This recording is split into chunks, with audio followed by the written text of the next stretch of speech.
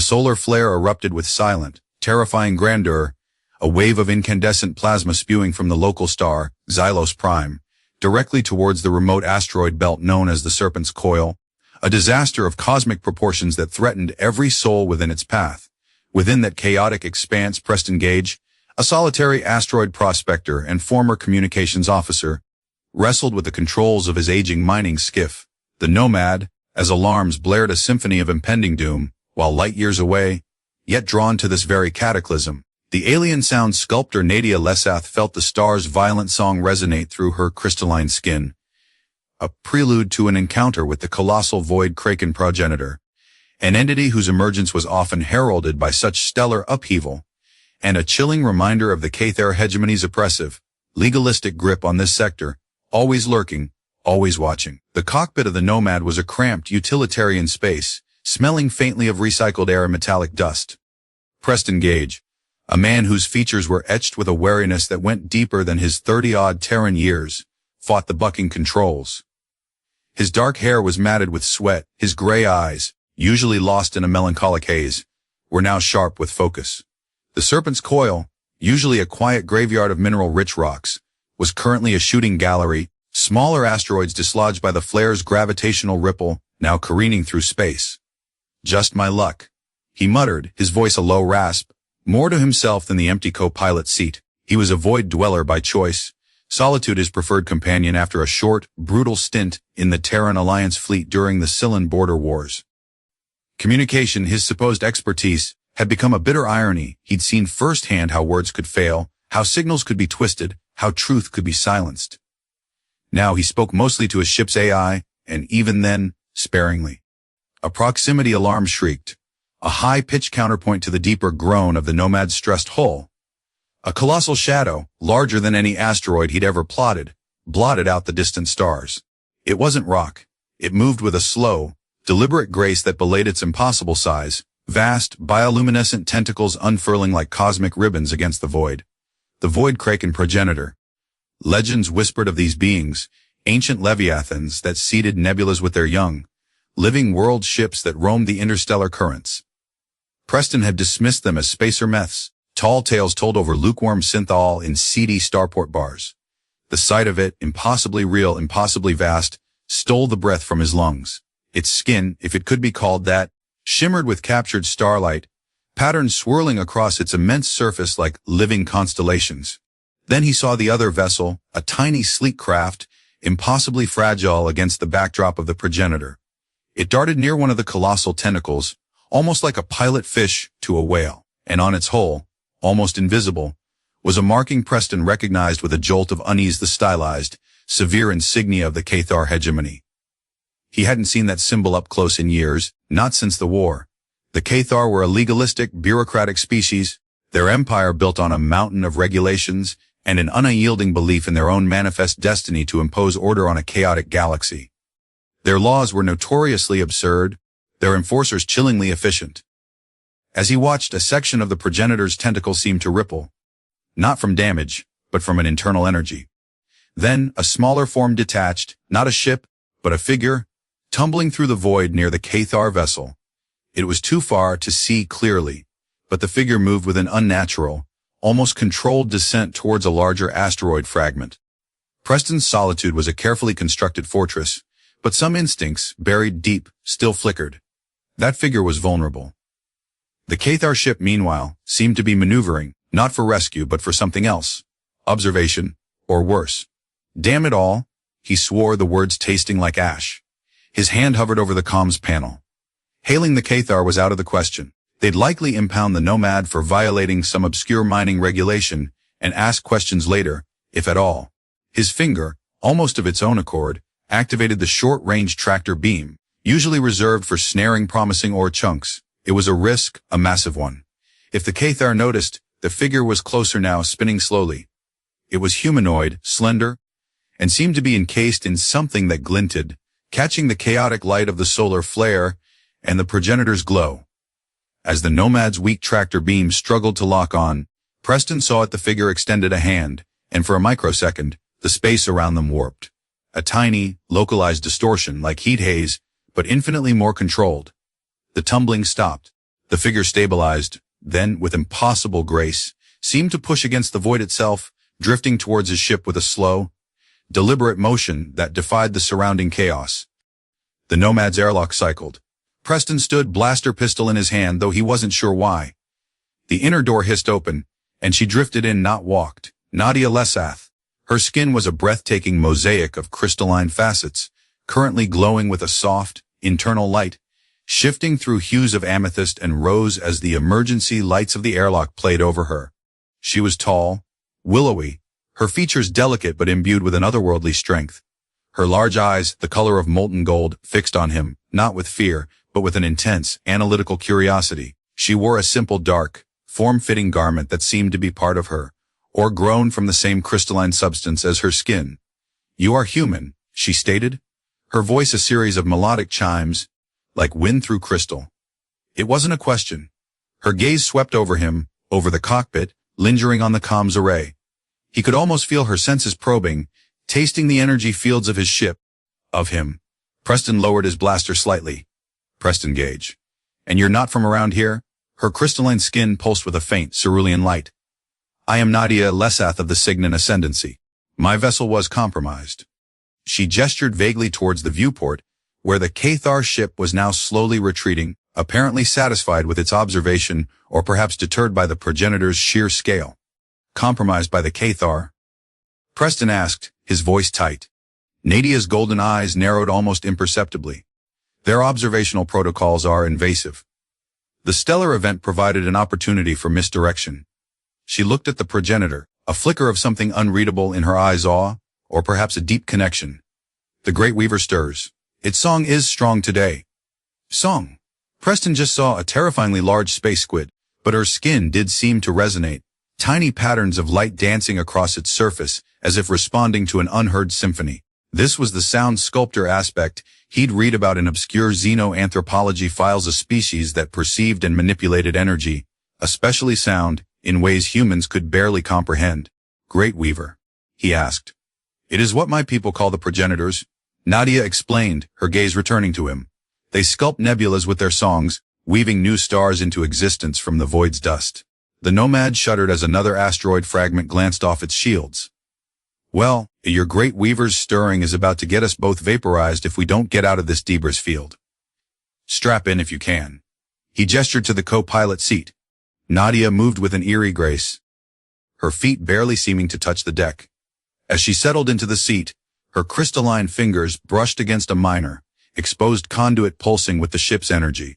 The light in her skin flared briefly, a vibrant emerald. "Your power conduits hum with a discordant frequency, Communication Officer Gauge. It speaks of age and much stress." Preston grunted, wrestling the ship through a particularly dense patch of rock. "Story of my life. And just Preston is fine." How did she know his former rank?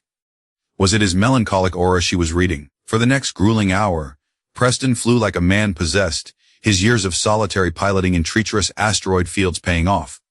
Nadia remained silent, her head tilted as if listening to something beyond the roar of the engines and the impact shutters. Her skin constantly shifted in color, a subtle, mesmerizing display. Occasionally, when a larger piece of debris threatened to overwhelm the aging shields, Preston would feel that strange warping sensation, a subtle pressure change in the cockpit, and the debris would narrowly, impossibly miss. He didn't comment. He wasn't sure he wanted to know. Finally, they broke free of the densest part of the serpent's coil. The solar flare was receding, its fury spent for now. The progenitor was a distant, glittering titan, slowly moving towards a vast, dark nebula. Preston let out a breath he hadn't realized he'd been holding. His shoulders ached. He ran a hand through his damp hair. Well, that was something. Nadia's skin had settled into a calm, opalescent white. "Your piloting is effective." "For a human." "High praise," Preston said, a ghost of a smile touching his lips. It vanished quickly. "Now what? Where can I drop you?" "I'm not exactly running a taxi service." Nadia turned her golden eyes on him. "The K'tharr will have registered my energy signature, and likely yours by association now. They will be searching." Preston's stomach tightened. He knew K'tharr tenacity. Wonderful. "There is a place," Nadia said slowly, her crystalline fingers tracing patterns on the armrest. "A neutral station in the asteroid system. They might grant me asylum. It is a journey of several cycles. Several cycles with you listening to my ship's discordant hum. Preston sighed. Can't wait. Nadia's lips curved in what might have been the alien equivalent of a smile. It was surprisingly captivating. Perhaps I can attune it, if you permit. Before Preston could respond, a new alarm blared a proximity warning, but different. Not debris. Ships. 3 of them, K'tharr interceptors, sleek and predatory, appearing from FTL jump points with chilling precision. So much for a quiet trip to asteroid. Preston bit out, already pushing the Nomad's engines to their protesting limit. Looks like your K'tharr friends are eager for a reunion. Nadia's crystalline skin flared a brilliant, angry crimson. They are not my friends, Preston Gauge, and they will not take me. A low hum began to emanate from her, a sound that vibrated deep in Preston's bones, and the Nomad's aging engines suddenly roared with a smoother, more powerful tone. The ship surged forward with an acceleration it hadn't possessed moments before. Preston stared at her, then at his console. Engine efficiency was up by 20%. What did you just do? A small attunement. Nadia said, her eyes fixed on the pursuing ships in the rear display. To aid our departure. Her hand, resting near the main console, seemed to glow faintly, and Preston felt that subtle warping sensation again, not directed outward this time, but somehow within the ship, tightening, focusing its capabilities. The K'tharr lasers, when they began to fire, seemed to bend slightly, most missing by wider margins than their targeting systems should have allowed. This was going to be a very, very long trip, and Preston Gauge, the man who sought solitude, was now fleeing for his life with an alien woman who could talk to his ship and bend space with her mind. His melancholic existence had just been shattered into a million shimmering, crystalline pieces. The chase was relentless. For 2 days, Preston and Nadia played a desperate game of cat and mouse with the K'tharr interceptors through asteroid fields, ionized nebulas, and the graveyards of ancient space battles. Preston's skills as a pilot were pushed to their absolute limit, the Nomad groaning and protesting under the strain. Nadia, in turn, became an unlikely extension of the ship itself. Her sound sculpting wasn't just about abstract art, it was a profound understanding of energy dynamics. She'd lay her crystalline hands on stressed engine components, humming low, resonant frequencies that seemed to soothe the strained metal, coaxing more power, more efficiency. Her skin would mirror the ship's status, glowing a steady blue when systems were stable, flickering amber when shields were low, and pulsing an urgent red during evasive maneuvers that involved her subtle gravity manipulations, nudging them past deadly obstacles or causing K'tharr targeting solutions to go momentarily haywire. Preston, despite his ingrained desire for solitude, found himself relying on her. His melancholic nature often led to bouts of fatalism, a quiet acceptance of the inevitable. But Nadia's calm focus, her alien yet undeniable competence, was a strange counterpoint. She rarely spoke unless necessary, but her presence was a constant, vibrant hum of energy. He learned to read the subtle shifts in her crystalline skins, color as readily as he read his instrument panels. Turquoise meant concentration, often when she was subtly altering microgravity fields around the Nomad to give them an edge. A soft lavender indicated she was sensing something, perhaps a distant energy signature or a structural weakness in an asteroid they could use for cover. During brief lulls in the pursuit, when they'd managed to lose the K'tharr temporarily in a dense sensor-baffling gas cloud, they exchanged information, guardedly at first. Preston learned that Nadia was not just any Signan. She was from a lineage of lorekeepers, tasked with preserving ancient knowledge through complex sonic constructs, songs that held data, history, and, as she cryptically hinted, maps. The K'tharr, it turned out, weren't just after her for evading their observational protocols. They believed her family held the key to something far more valuable. They hunt my bloodline. Nadia stated one cycle, her voice a low thrum, her skin a troubled gray like a stormy sky. They were hidden deep within a hollowed-out asteroid, the Nomad powered down to bare life support. For generations, the K'tharr Hegemony has sought to control access to the old star ways, the forgotten paths. My ancestors were guardians of one such path, a route to a place they call Xylos. Preston frowned. I've heard that name. Mythical planet, isn't it? The first world, the cradle of some ancient civilization? Nadia nodded, her golden eyes distant. To some a myth. To my people, a memory. A homeworld lost to time but not, perhaps, to the universe. Her gaze fell to her own hands, which shimmered with an inner light. The K'tharr believe the map is encoded within our very being, accessible through our sonic resonance. Preston felt a chill. Encoded in our songs, our crystal, our lineage. She confirmed. They seek to dissect it, to claim it. Specifically, a prefect named Valerius. His vendetta against my family is personal. An ancestor of mine denied him access to a sacred archive centuries ago. The K'tharr have long memories and even longer grudges. This was far beyond a simple case of evading a patrol. This was a generational feud with a galactic power, centered on a mythical lost world. Preston ran a hand over his face. So, they're not just going to give up, are they? Never. Nadia stated, her voice flat. Not while Valerius lives, and not while the legend of Xylos promises power. A new tension settled between them. Preston was a simple prospector, a man running from his own ghosts, not a hero equipped to fight empires. Yet, here he was. He looked at Nadia, at the quiet determination in her luminous eyes, the subtle strength in her alien form. He felt an unwelcome stirring of something other than annoyance or fear. Respect, perhaps, and a reluctant sense of responsibility. Their forced proximity bred a strange intimacy. The nomad was small, they shared recycled air, the hum of the life support, the constant underlying thread of discovery. He learned her patterns, the way she would go utterly still for long periods, her crystalline skin glowing softly, her eyes closed, as if listening to the universe. He discovered this was her shadowing, not of him, but of the void, of the subtle energies around them, learning, adapting. He found himself watching the play of light on her skin, fascinated by the way it shifted with her thoughts, her attunements. One evening, after a particularly close call where her gravity pulse had deflected a K'tharr torpedo at the last microsecond, he'd found a small, intricate crystalline shard on the deck. It hummed with a faint energy. When he picked it up, it felt warm, alive. Nadia had simply inclined her head. A resonance echo. Sometimes, when the shaping is strong, fragments are shed. He kept it, tucked into a pocket of his flight suit. The turning point arrived unexpectedly, not with a bang, but with a whisper. A tightly encrypted data burst Preston's specialized communications array managed to snag during a desperate attempt to find a clear channel for a distress call he knew would likely go unanswered.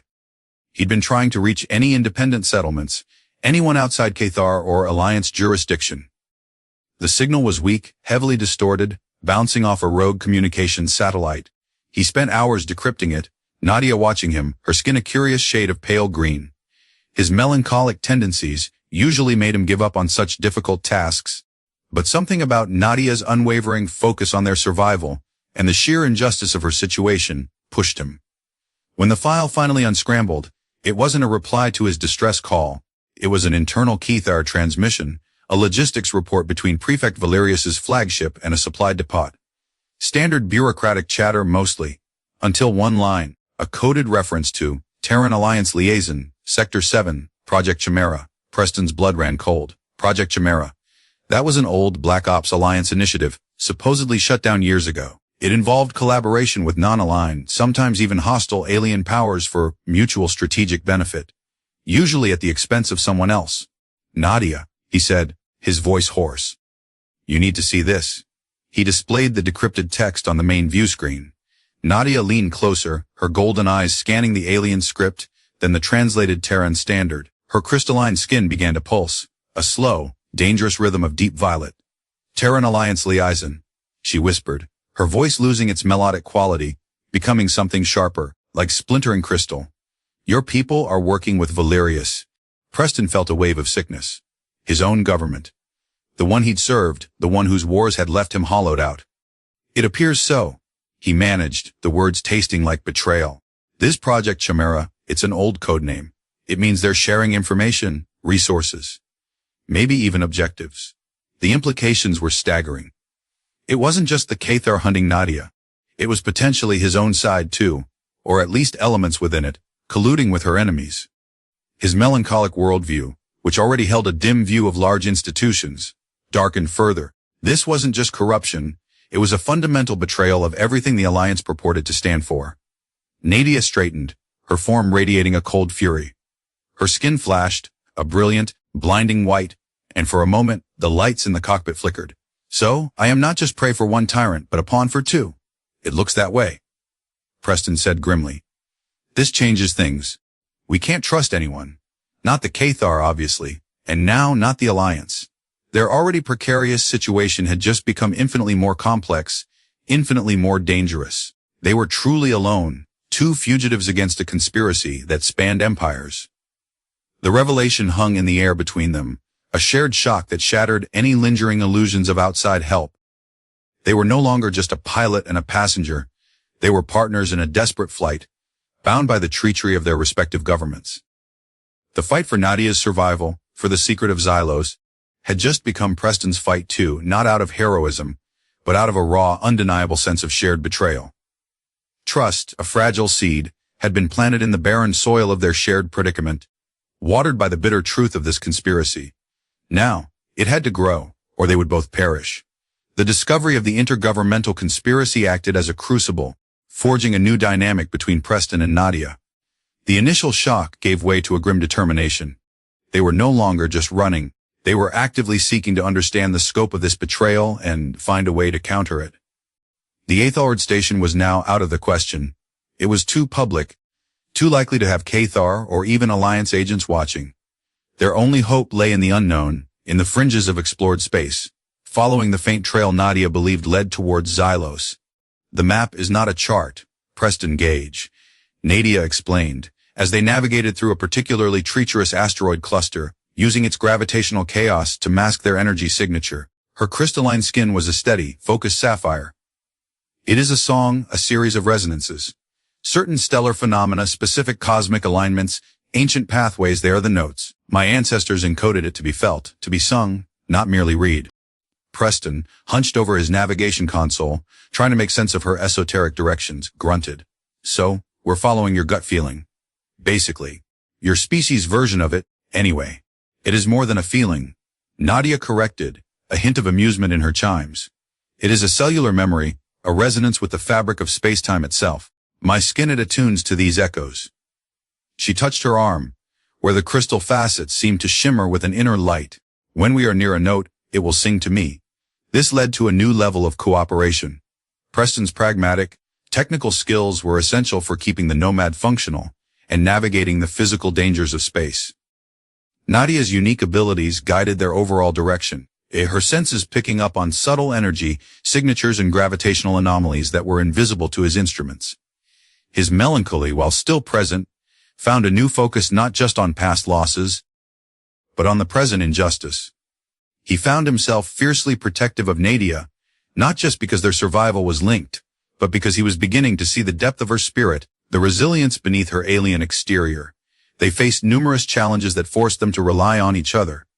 Once, they were cornered in a dead-end system by a K'tharr patrol drone. It was small, fast, and heavily armed. Direct confrontation was suicide for the Nomad. Nadia, her skin glowing with intense concentration, focused her abilities. The drone, she said, her voice tight. It operates on a narrow command frequency. Very precise. If you can identify it, Preston Gauge, I may be able to disrupt its song. Preston's fingers flew over his comms panel. Narrow band? K'tharr military encryption got it. He isolated the frequency. Nadia closed her eyes. A low, powerful hum emanated from her, a sound that resonated through the Nomad's deck plates. Her crystalline skin pulsed with rapidly shifting colors. Outside, the K'tharr drone, which had been lining up a killing shot, suddenly faltered. It wobbled, its targeting lasers flickered erratically, and then, with a screech of protesting machinery audible even over their comms as a burst of static, it veered sharply and slammed into a nearby asteroid, exploding in a silent flash. Preston stared, dumbfounded. What did you do? Nadia opened her eyes, a faint sheen of perspiration on her brow, if crystal could perspire. I sang at a counter-frequency. A song of chaos, to disrupt its rigid order. Her skin was a pale, exhausted white. The effort had clearly cost her. He found himself reaching out, placing a hand gently on her crystalline shoulder. It was cool to the touch, yet vibrated with a faint, residual energy. Are you all right? Her golden eyes met his, and for the first time he saw a flicker of vulnerability in them. I will be. The songs of dissonance are draining. In moments like these, the barriers between them thinned. He learned about her culture's practice of shadowing in more detail. It wasn't just silent observation. It was a deep, empathic immersion, a way of learning by attuning to the essence of a person or phenomenon.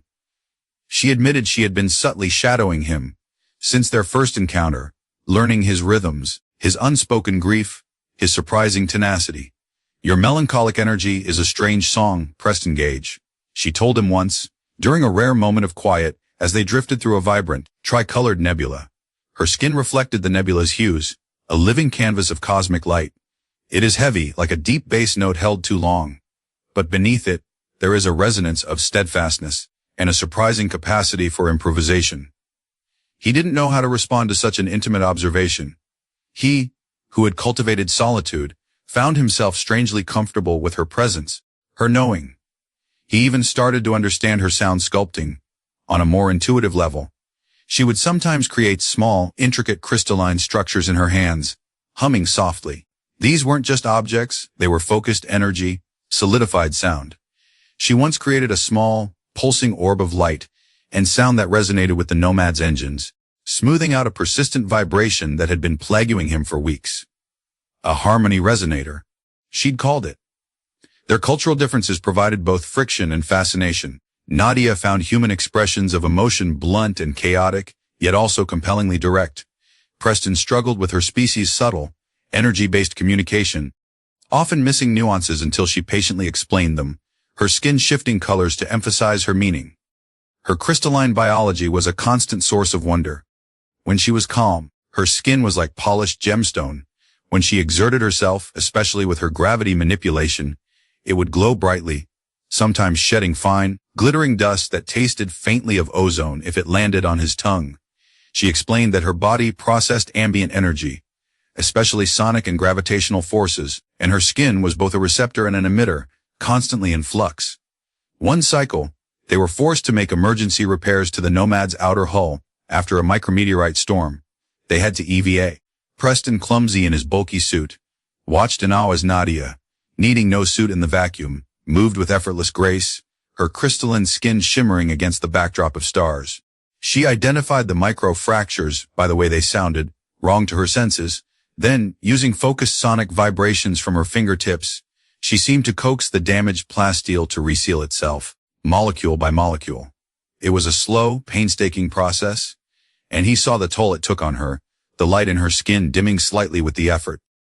When they were back inside, he found her slumped in her chair, her usual luminescence faded to a dull matte. He brought her a nutrient pack, the blandest one he had, unsure what her dietary needs were. She accepted it with a faint smile. "Your concern is a pleasant frequency, Preston. Just making sure my co-pilot doesn't conk out on me," he grumbled, but there was no real heat in it. He sat in his own chair watching her. The silence stretched, comfortable now, not strained. "Preston Gauge," she said softly, her voice barely above a whisper, her eyes still closed. "Why do you dwell in the void?" The question, so direct, caught him off guard. He usually deflected such inquiries. But looking at her, at this alien woman who had seen the song of his melancholy, evasion felt pointless. "I was a communications officer," he began, his voice low, "during the Cylan War. My job was to connect people, to ensure messages got through. But in war, communication is often the first casualty. I relayed an order, a ceasefire that was a trap. A lot of good people died because I did my job too well, too trustingly." He paused, the old ache tightening his chest. After that, words felt hollow. The silence of space felt more honest. Nadia slowly opened her eyes. They were soft, understanding. Her skin pulsed with a gentle, empathetic lavender. "Silence has its own songs, Preston. Some of grief, some of healing. Perhaps your song is still finding its true key." He looked away, uncomfortable with the sudden intensity, the raw nerve she had touched. But a part of him, a long dormant part, felt a flicker of something other than sorrow. Understanding, perhaps. Connection. The romantic tension, unspoken but palpable, began to build. It was in the shared glances across the cockpit, the accidental brush of hands when passing equipment, the way he found himself lingering near her when she sang to the ship, drawn by the beauty and power of it. Her alienness, initially a barrier, became a source of fascination. Her crystalline skin, which could be as hard as diamond or as soft as velvet to the imagined touch, the way it resonated with sound, with his voice even. He noticed that when he spoke in calm, lower tones, her skin often shimmered with blues and greens. When he was agitated, Flashes of orange or red might appear. They were traversing a region known as the Whispering Shoals, a graveyard of ancient, derelict ships from forgotten wars. When their pursuers finally caught up, not just a few K'tharr interceptors this time, but a cruiser Valerius's flagship, the Indomitable Will. It was a monster of a ship, bristling with weaponry. Found us, Nadia breathed, her skin flaring a stark, alarmed white. The resonance of Xylos, it must be growing stronger. He is tracking its echo through me. Can we outrun it? Preston asked, his hands already flying across the controls, but he knew the answer. The Nomad was no match for a K'tharr cruiser. Not in open space. Nadia said, her mind clearly racing. But the shoals, they are chaotic. Full of wreckage, unstable gravity fields. Perhaps we can use them. The chase was on again, but this time the stakes felt impossibly higher. Valerius wasn't just sending patrols, he was here himself. This was personal. As they dodged through the skeletal remains of ancient warships, K'tharr fighters nipping at their heels, a stray plasma bolt struck the Nomad's aft section. The ship bucked violently, alarm screaming. Shields are failing! We've lost primary steering. Preston yelled over the din, fighting to keep them from spinning out of control into a massive piece of debris. Nadia was thrown against him, her crystalline body surprisingly solid. For a moment they were pressed close, his arm instinctively going around her to steady them both. Her skin was radiating heat and a frantic, high-pitched series of chimes. He could feel the rapid pulse of energy beneath her crystalline surface. In that moment of chaos and forced intimacy, with death a hair's breadth away, something shifted. The fear was there, yes, but also a strange, fierce protectiveness he felt for her and a sense of her own desperate strength. The gravitic compensator, Nadia cried, pushing away slightly, her eyes wide and luminous. It's destabilizing! If it goes critical, it will tear the ship apart from the inside. Preston knew she was right. The compensator was deep in the engineering section, already compromised. I can't leave the helm. I can reach it, Nadia said, her voice tight with urgency. I can try to soothe its song. It's too dangerous. The radiation leaks. My biology can withstand more than yours, she stated, already moving, her usual grace replaced by a desperate haste. Trust me, Preston. He watched her disappear into the smoke-filled corridor leading to engineering, his heart pounding. Trust her, he did. More than he'd trusted anyone in a long time. Nadia reached the engineering bay. It was a wreck. Sparks flew from ruptured conduits, and the air was thick with acrid smoke and the whining shriek of the failing gravitic compensator. The device, a complex sphere of interlocking rings, was pulsing erratically, emitting waves of distorted gravitational energy that made the deck beneath her feet ripple. Her crystalline skin flared, absorbing and trying to deflect the harmful radiation, shifting rapidly through a rainbow of warning colors. She placed her hands on the compensator's casing. It was hot, vibrating violently. Closing her eyes, she began to hum. A low, resonant tone that sought to find the core frequency of the device, the song of its intended function. The chaotic energies fought against her, a discordant roar in her senses. It was like trying to calm a raging storm with a lullaby. Pain lanced through her. Her vision flickered. The K'tharr attack was intensifying outside. She could feel the ship shuddering under impacts. But she focused, pouring all her will, all her unique ability into her song.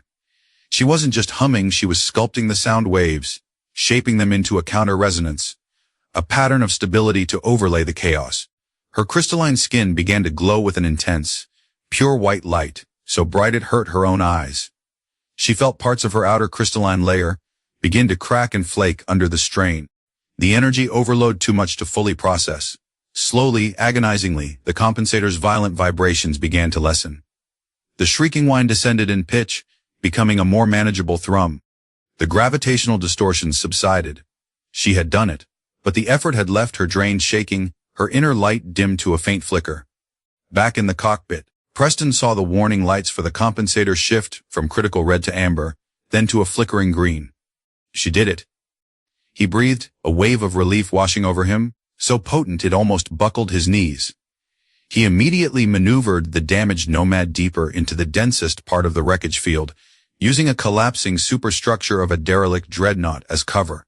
The K'tharr cruiser, too large to follow safely, was forced to hold back, sending its fighters in instead. When Nadia stumbled back into the cockpit, she was pale, her usual vibrant glow almost extinguished. Fine, glittering dust, like powdered diamond, fell from her skin as she moved. She leaned heavily against the doorframe. Preston was out of his seat in an instant, guiding her to the co-pilot chair. "Nadia, are you tired?" She managed, her voice a faint whisper of chimes. The song was very loud. Her eyes, usually so bright, were clouded.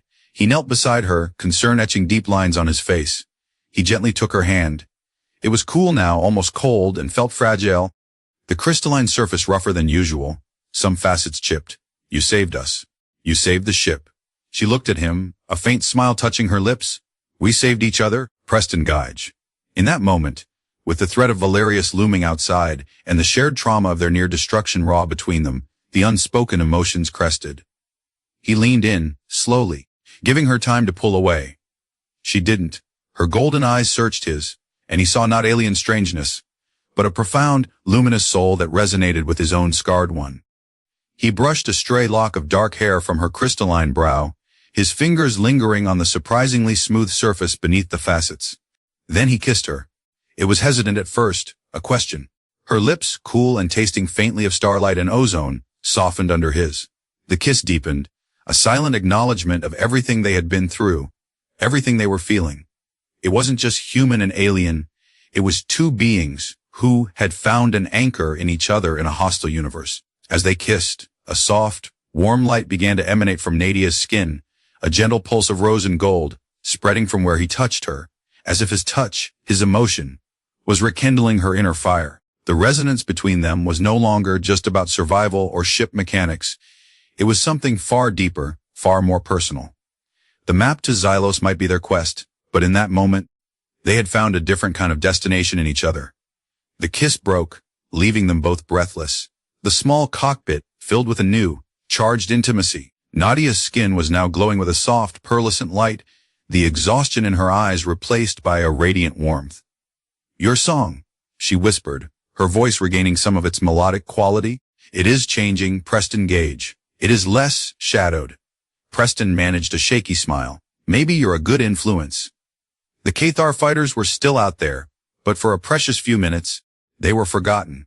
They had faced death, and found something akin to life in its shadow. The stakes were higher than ever. Valerius would be enraged by their escape, but now, they faced them together. Their bond solidified not just by shared danger, but by a connection that transcended species and circumstance. "We need to get the Nomad fully repaired," Preston said, his voice practical again, but with a new softness. "And then we need to find this Xylos before Valerius does. It's not just about your family's legacy anymore, is it? If the Alliance is involved, this could be bigger than we imagine." Nadia nodded, her gaze resolute. "Xylos holds more than just a lost homeworld. It holds a balance. One the K'tharr, and perhaps your Alliance, wish to exploit. We must protect it." Their shared purpose, now intertwined with their burgeoning love, gave them renewed strength. The fight for Xylos was now a fight for their future, for a chance at a life where their unexpected union could flourish, across the stars, against all odds. The map wasn't just lines on a chart or notes in a song. It was a path they would walk together. With the Nomad hastily patched, and Nadia, slowly recovering her strength, her crystalline structure knitting itself back together, drawing energy from the ship and, Preston suspected, from the positive emotional resonance between them, they delved deeper into uncharted space. Nadia's senses, sharpened by their recent ordeal, and the deepening of her connection with Preston, guided them along the song lines of the Xylos map. These were not visible pathways, but corridors of unique gravitational resonances and faint, ancient energy signatures that only she could perceive. Preston, in turn, used his expertise to navigate the often treacherous physical space these lines traversed, his comms array constantly scanning for K'tharr patrols or Alliance long-range probes. His melancholy hadn't vanished, but it was now overlaid with a fierce determination, a purpose he hadn't felt in years. He was no longer just running from his past, he was fighting for a future, with Nadia. Their journey led them to bizarre and wondrous locations. They passed through nebulae that sang with unheard cosmic music, navigated fields of crystalline asteroids that resonated with Nadia's own biology, and skirted the edges of black holes where spacetime itself seemed to hum a dangerous, seductive tune. Nadia's sound sculpting became crucial not just for defense or repair, but for navigation. She would create complex, miniature crystalline structures that acted as three-dimensional representations of the energy fields around them, allowing Preston to visualize the invisible currents they followed. The K'tharr, led by the relentless prefect Valerius, were never far behind. Valerius seemed to possess an uncanny ability to track them, almost as if he too could sense the pull of Xylos. Or perhaps he had other, more insidious means, courtesy of Project Chimera. Skirmishes were frequent, forcing them to become adept at guerrilla tactics in space-quick FTL jumps, using planetary rings for cover, and Nadia's subtle gravity manipulations to throw off K'tharr targeting. During one such encounter, cornered in the ruins of an ancient alien Dyson sphere, they were boarded. K'tharr shock troops, clad in black environmental sealed armor, stormed the Nomad. Preston fought with a desperate ferocity he hadn't known he possessed, his standard-issue blaster surprisingly effective in the tight corridors. But it was Nadia who turned the tide. As two K'tharr soldiers cornered Preston, their energy rifles charged, Nadia stepped into the corridor. Her skin blazed with an incandescent white light. She raised her hands, and instead of a weapon, a wave of pure, focused sound erupted from her, so intense it was almost visible, a shimmer in the air. It wasn't deafeningly loud in the conventional sense, but it struck a resonant frequency within the K'tharr armor and weaponry. The soldiers cried out, clutching their heads, their rifles clattering to the deck as their internal systems shorted out. The localized gravity around them warped, pinning them momentarily to the floor before Nadia released the effect, her breath coming in ragged gasps. Preston stared, amazed. That was new. Nadia leaned against the bulkhead, her light dimming slightly. A disharmonious chord, very effective against beings who prize rigid order. Her skin had shed a fine layer of glittering dust, a sign of the immense energy she had expended. He rushed to her side, his concern immediate. "Are you all right?" She gave him a wary smile. "Better than they are." She nodded towards the incapacitated K'tharr. "We need to access their ship-to-ship comms. Find out how Valerius is tracking us so precisely, and what the Alliance is truly giving him." While Nadia rested, her body slowly regenerating, Preston worked on the captured K'tharr comm unit. His skills as a former communication officer, long dormant, came roaring back. He bypassed K'tharr encryption, his fingers flying over the interface. What he found was chilling. Valerius wasn't just getting intel from the Alliance, he was receiving classified Alliance tracking algorithms, experimental sensor technology, and even psychological profiles of Signan lorekeepers' profiles that detailed their unique biology and how to potentially exploit it. Project Chimera was far deeper and more treacherous than he had imagined. It seemed elements within the Alliance were willing to sacrifice Nadia and the secret of Xylos for some perceived technological or strategic gain from the K'tharr. The betrayal cut him to the core. He showed Nadia the decrypted files. Her crystalline skin turned a cold, hard gray like granite. "They seek to turn my own nature against me, to use my song to trap me. What can't let that happen?" Preston said, his voice grim. "This information, it gives us an edge. We know what they're looking for, how they're looking. We can use it." He also found something else in the K'tharr databanks, fragmented reports and legends about Xylos, far more detailed than common myths. They spoke of a heart of Xylos, an energy source of immense power, said to be the source of the ancient civilization's advancement and potentially their downfall. And, crucially, they found coordinates not to Xylos itself, but to a place called Chronos Anchor, described in K'tharr tactical briefings as a celestial fulcrum point, an ancient artifact believed to be a key or gateway related to Xylos. The K'tharr were also heading there, believing it to be the final lock on the path to the lost homeworld. Chronos Anchor. Nadia breathed, her eyes wide. "I know this name. It is not just a gateway, Preston. It is a clock, a cosmic arbiter. My ancestors spoke of it in the deepest songs. It measures the balance of the galaxy. If it is disturbed, or if its cycle completes incorrectly, galactic catastrophe." Preston finished, a knot of dread tightening in his stomach. Nadia nodded, her expression grave. "It is where the great weavers are sometimes drawn when a cycle is near its end, or when the balance is critically threatened. The K'tharr believe it is a weapon, or a control system for Xylos. They do not understand its true purpose. A doomsday clock," Preston murmured. "And Valerius is heading straight for it, thinking it's the key to his prize." Their objective became clear. They had to reach Chronos Anchor before Valerius.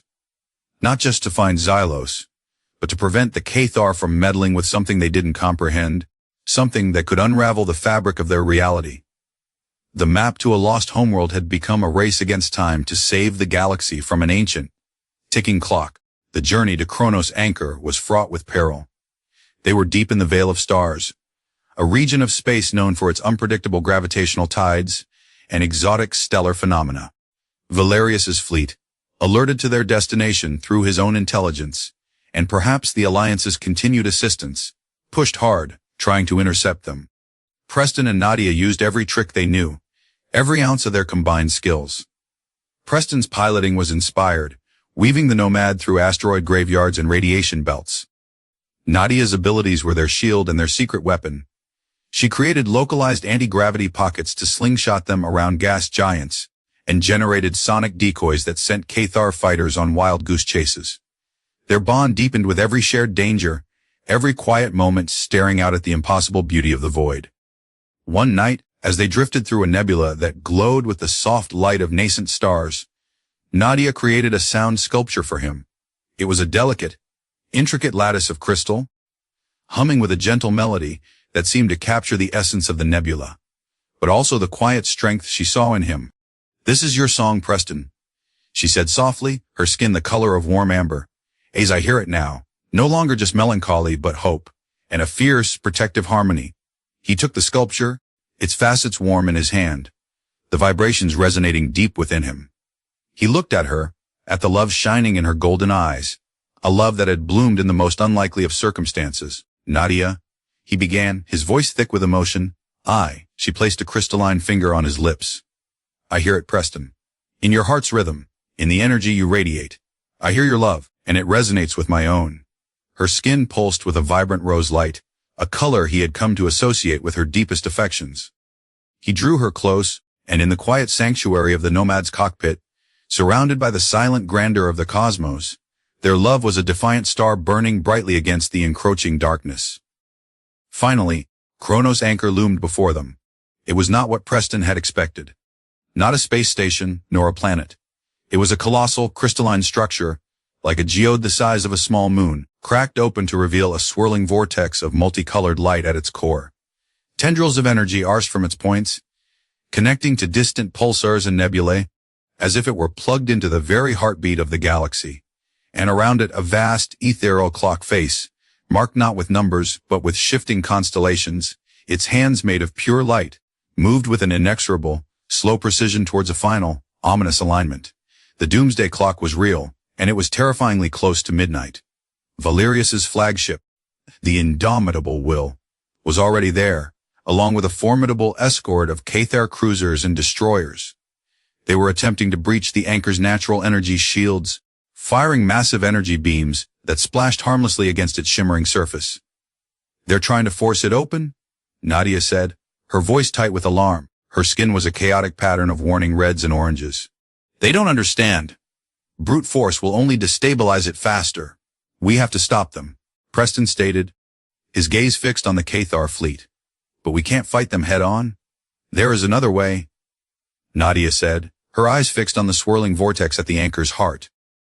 The songs speak of an attunement chamber within the anchor, a place where one can harmonize with its rhythm, perhaps even guide it, if the song is true enough, strong enough. "And how do we get there with Valerius's welcoming committee in the way?" Preston asked. Nadia looked at him, a fierce light in her eyes. "We create a distraction, a very loud, very discordant one. And then you get me to that chamber." Their plan was desperate, bordering on suicidal. Preston would pilot the Nomad on a daring run, drawing the K'tharr fleet's attention, using every trick, every bit of his skill, to create chaos. Nadia, meanwhile, would use her sound sculpting and gravity manipulation on a grander scale than ever before, attempting to disrupt K'tharr systems and shields, creating an opening. "My abilities are strongest when I am grounded," Nadia said, touching the Nomad's console. "This ship has become an extension of my song, Preston. We do this together." Preston squeezed her hand. "Always together." The battle for Chronos Anchor began. The Nomad, small and agile, darted towards the K'tharr fleet, Preston pushing its engines far beyond their safety limits. Lasers and plasma bolts filled the void around them. Nadia, her eyes closed in concentration, her skin blazing like a supernova, unleashed waves of focused sonic energy. K'tharr fighter screens fractured as their comms and targeting systems overloaded with her songs of chaos. Shields on smaller K'tharr vessels flickered and died as she found their resonant vulnerabilities. She even managed to create localized gravity wells that sent several K'tharr destroyers careening into each other. The indomitable will turned its massive cannons towards them. Prefect Valerius's voice, cold and imperious, boomed over the K'tharr comm channels, which Preston had deliberately left open. The Signan witch and her human pet! Destroy them! Their interference ends now. He sounds mad, Preston commented, expertly dodging a volley of plasma fire that vaporized an asteroid uncomfortably close. His song is one of pure avarice and vengeance. Nadia said, sweat beading on her crystalline brow. It makes him predictable. Using a daring slingshot maneuver around a fragment of the anchor's outer shell, Preston brought the Nomad directly under the indomitable will's belly, a blind spot for its main cannons. Now, Nadia! He yelled. Nadia unleashed a focused pulse of anti-gravity directly beneath them, propelling the Nomad upwards with incredible force, straight towards a shimmering, almost invisible entry point in the anchor's energy shield, that her senses had detected a momentary thinning, caused by the K'tharr's relentless bombardment. They shot through the shield just as it reformed, the indomitable will's return fire splashing uselessly against it. Inside the Chronos Anchor, the environment was surreal. They were in a vast, crystalline cavern filled with the light of the central vortex. The air hummed with immense power. Strange, geometric structures floated in the zero gravity, pulsing with soft light. The attunement chamber, Nadia breathed, pointing towards a raised crystalline dais directly beneath the swirling vortex. I can feel its song, its calling. But they weren't alone. Prefect Valerius, anticipating their move or perhaps guided by his own dark obsession, had transported a contingent of his elite guard directly into the anchor using some unknown alliance K'tharr hybrid teleportation tech. They were waiting. Valerius himself stood on the dais, a tall, imposing K'tharr with harsh, cruel features, clad in ornate battle armor. So, the little songbird and her human bodyguard finally arrive. You have led me on quite the chase, Nadia Lesath, but it ends here. The heart of Xylos, the power of the ancients, will be mine. This is not Xylos, Valerius.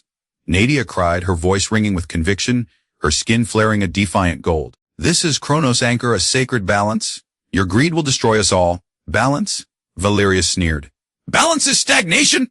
The K'tharr bring order? And with the power of this place, our order will be absolute.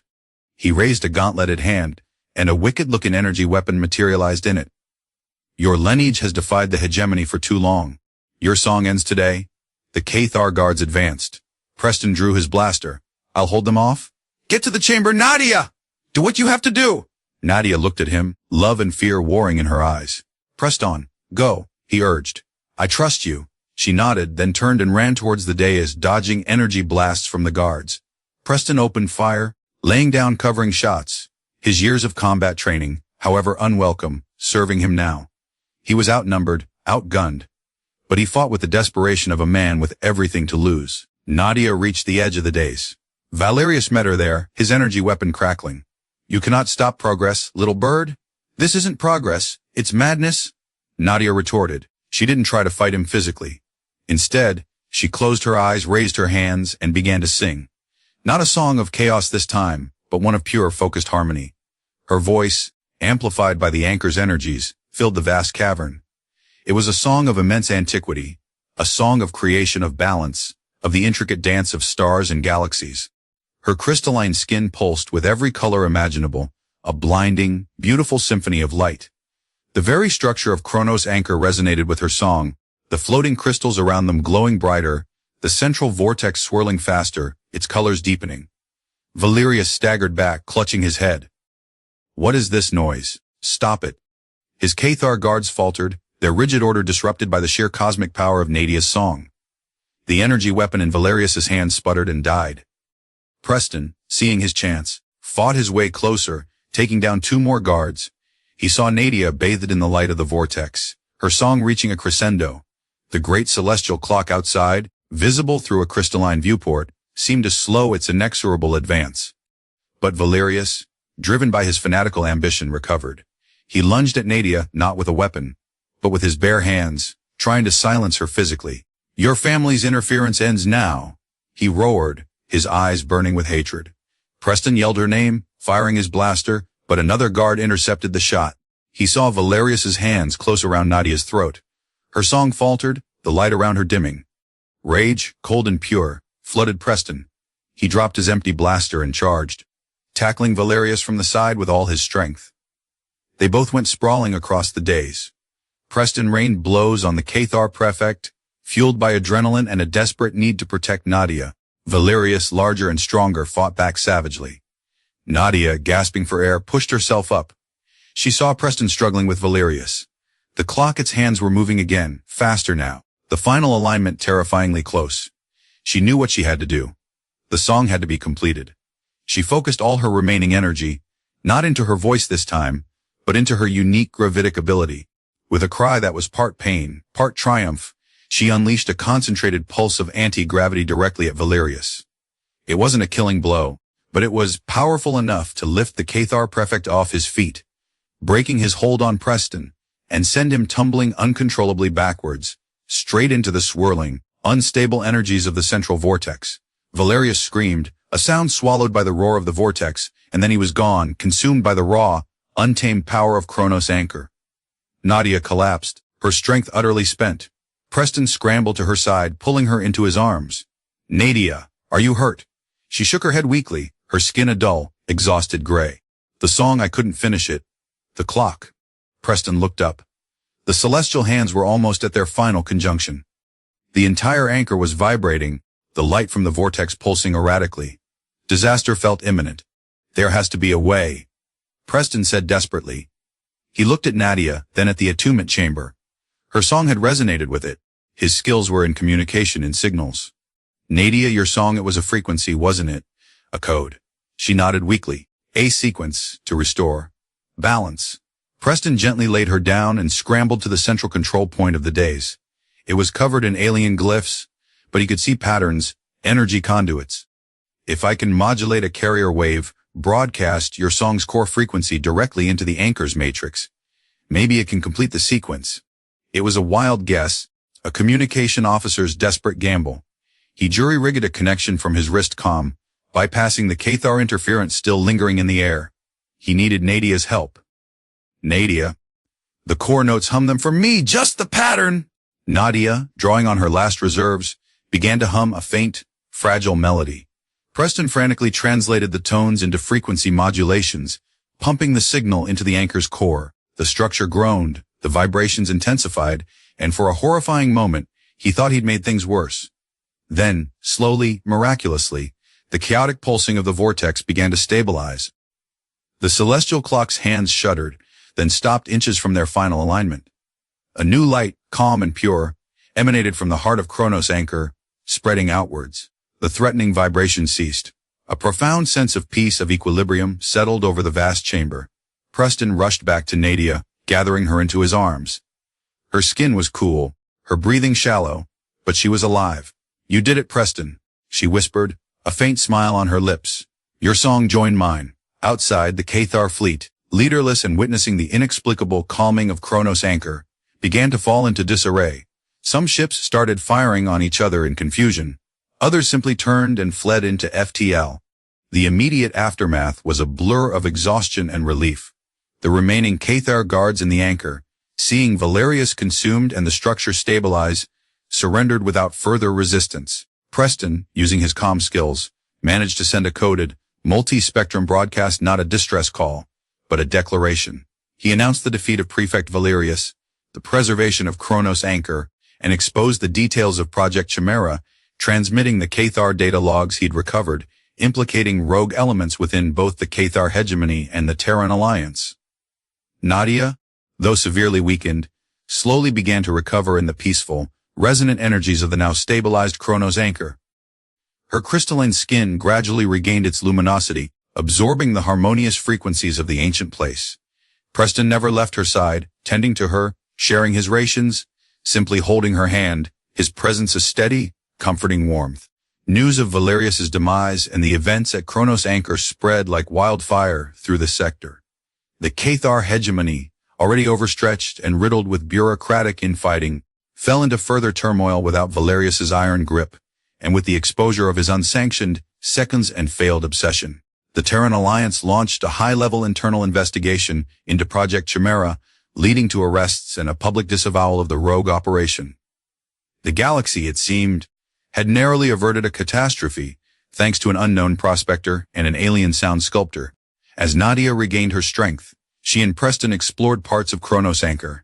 They discovered that the attunement chamber wasn't just a control room, it was a vast repository of cosmic knowledge, a library of celestial songs, and within it they found what Nadia's ancestors had truly guarded, not a map to a physical planet called Xylos, but the knowledge of Xylos itself. Xylos was a state of being, a perfect harmonic resonance that could bring balance and promote life across vast regions of space.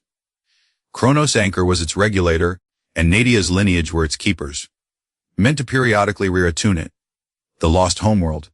Nadia explained, her voice filled with awe as she interfaced with the anchor's energies, her skin glowing with a vibrant, healthy light that was never a place to colonize but a wisdom to embrace, a frequency to achieve. Valerius, the K'tharr, even my own ancestors in later generations, misunderstood. They sought a location, a power source, when the true power was in understanding the song of the universe. The restoration of Chronos Anchor's balance had immediate, tangible effects. Disturbed shipping lanes became stable again. Nebulae that had been volatile calmed. Even distant, struggling ecosystems on fringe worlds showed signs of inexplicable recovery. An ancient balance had indeed been restored. Days later, rested and with the Nomad repaired using advanced fabrication technology, within the anchor itself a gift, it seemed, from the now harmonious structure, they prepared to leave. They stood on the crystalline days hand in hand looking out at the serene, swirling vortex. What now? Preston asked, his voice quiet. His melancholy was still a part of him, a shadow of past pains, but it no longer defined him. It was now just one note in a more complex, hopeful song. Nadia leaned her head against his shoulder. Her skin, now a radiant blend of pearl and rose, felt warm and vibrant against his. The anchor is stable for another long cycle. My role as a keeper is fulfilled for now. We can go anywhere. Together. She looked up at him, her golden eyes shining with love and a newfound peace. We have a new song to write, Preston Gauge. He smiled, a genuine, unburdened smile that reached his eyes. I like the sound of that. The implications of their actions were slowly rippling through the galaxy. The K'tharr Hegemony was weakened, its authority challenged. The Alliance was undergoing a period of introspection and reform, and whispered tales began to circulate of Chronos Anchor, of the sound sculptor and the communication officer who had saved it, and of the restored balance that brought a fragile peace to a troubled region of space. Epilogue. 1 Terran year later, the Nomad, now sleeker and subtly enhanced by Signet and Anchor technology, drifted silently through a newly charted, vibrant nebula, its colors a breathtaking spectacle of cosmic artistry. Inside, the cockpit was no longer just utilitarian small. Intricate, crystalline sculptures, Nadia's creations, adorned the consoles, humming with soft light and gentle melodies. Preston Gauge stood at the viewport, no longer the solitary, melancholic prospector. There was a lightness in his stance, a warmth in his gray eyes that had been absent for too long. He turned as Nadia entered the cockpit, carrying 2 steaming mugs. Her crystalline skin was a constant, gentle shimmer of harmonious colors, reflecting her inner peace and happiness. She wore a simple, flowing garment that seemed to be spun from light itself. Your special blend of Aldebaran tea, she said, her voice the familiar, beloved series of melodic chimes. She handed him a mug. My favorite, he replied, his fingers brushing hers. The touch sent a familiar, pleasant tingle through him, a resonance that was uniquely theirs. They stood together, watching the birth of new stars in the nebula. Their actions at Chronos Anchor had not only prevented disaster, but had also subtly shifted galactic politics. Independent worlds, emboldened by the K'tharr's disarray and the Alliance's internal reforms, were forming new, more equitable coalitions. The knowledge of Xylos, the true Xylos, the wisdom of balance and harmony was slowly beginning to spread, not as a conquerable power, but as a philosophy carried by traders, explorers, and artists like Nadia. Nadia herself had become an ambassador of sorts, her sound sculptures carrying messages of peace and understanding between disparate cultures. Preston, using his communication skills in ways he never thought possible, helped her bridge those gaps, translating not just words, but intent, emotion, and the subtle songs of different species. They were an unexpected union, forged across the stars, who had fought for their love and, in doing so, had helped bring forth a new era of potential for the galaxy. "It's beautiful, isn't it?" Nadia whispered, gazing at the stellar nursery. "So much new life." Preston put his arm around her, drawing her close. Her crystalline body fit perfectly against his. "It is, and we have our own new life to build." Their love, once a fragile spark in the darkness, was now a steady, guiding star. They faced an unknown future, but they faced it together, their journey a testament to the power of connection, the courage to fight for what matters, and the unexpected beauty that can arise when two souls, no matter how different, find their harmony across the vast expanse of the cosmos. The song of their life together was just beginning, a melody of hope echoing through the stars.